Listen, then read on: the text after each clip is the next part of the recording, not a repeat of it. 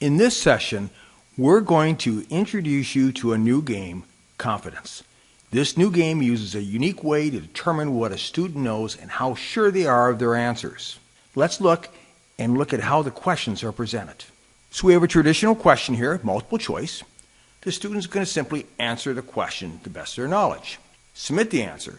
But what is different here is now we're asking the student to tell us their confidence level in the answer they selected. In this particular example, we have 1 to 5. The assignee chooses 5. They can either earn 100 points or lose 100 points based on if they get it right or wrong. If they're not confident in their answer, they can choose a lower score and risk less points.